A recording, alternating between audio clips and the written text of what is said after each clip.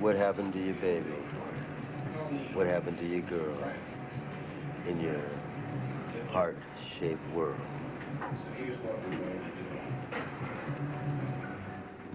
Coming into any kind of big money to bet on that.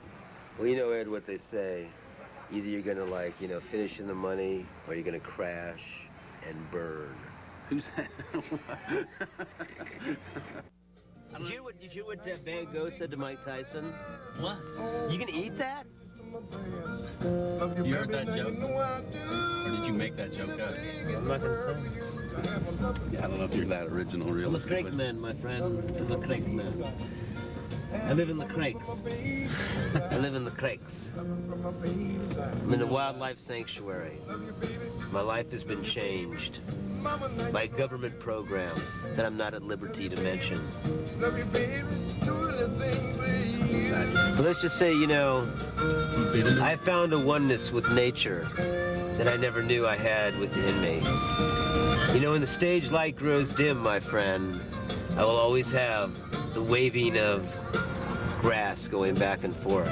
It is inexplicable with words. I cannot convey Zen, you know what I'm saying? I can't believe a sensitive artist, poet like yourself is having, you know, yet a deeper experience with nature and the oneness thing. That's cool, man. Well, it's just that, you know, I never really worked outside. You know, I always tried to avoid that. I always thought there was some kind of negligible thing to working outside. Really? That you were beating the odds if you were working inside. Oh. Just because it seemed like hammering nails or any of that stuff, you know, like, you know, just wear you out. It made the hours long. You know, being a file clerk makes the hours long, and I thought cooking, as the name implies, kind of made the time go fast. And that's all I was looking for, you know, was the exit door and a way for the time to go fast. You bit him in the ear, folks. You bit him in the ear. But anyways, like, Yeah, it's cool. No, actually, it's pretty funny because I was actually asking a lot of people about it because I wasn't in town I was out of touch. And it was funny because everybody was just freaked out about it. Nobody had a very good opinion of Mike Tyson after that one. Screw them. It was multi-level, really, too. It was pay-per-view. It was the boxing thing. Duke liked him. But the fact He that likes Rodman. I thought your answer actually was your commentary on it was it was too heavy. And then I started realizing, wow, he's taken this mass consciousness and he's got everybody I know against him. And that is pretty heavy. That's no doubt about that.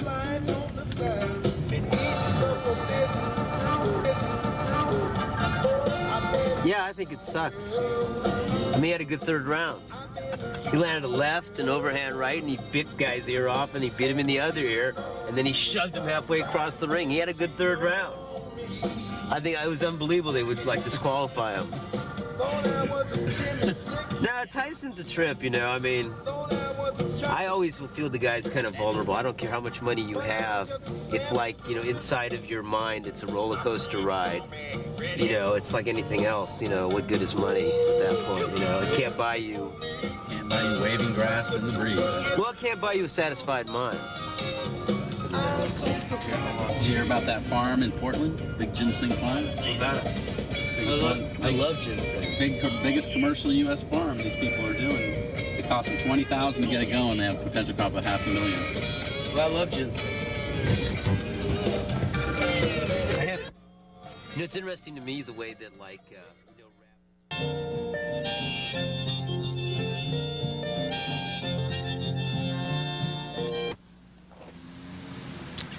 Well, tonight's show has gone off and on all the different tracks. I'd like to thank Duke for helping me out, and so I don't have to worry about filming it. He's been carrying the thing on his shoulder and setting up all the shots.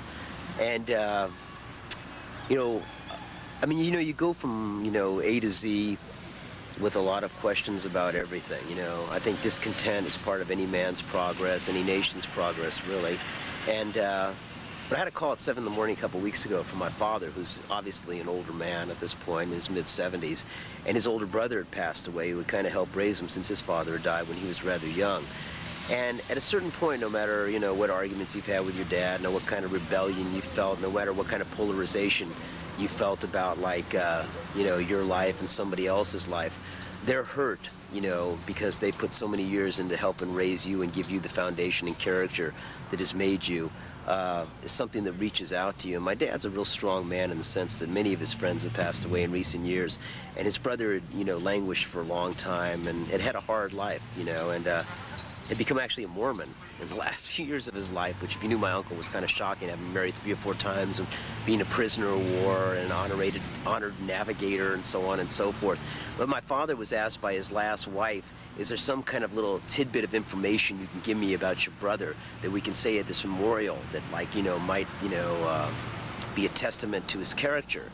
And my father told me, though he didn't tell my uncle's last wife this, you know, that he always reminded him of a character in Little Abner that had a black cloud over his head, where, you know, the man had talent, integrity, looks, but he just never got the breaks.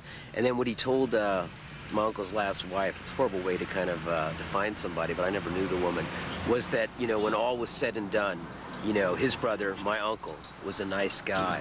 And I think maybe that's the best, you know, thing anybody can say of you, you know, in this life, the next life, or in memory. So good night, Uncle Bob, wherever you are. See ya.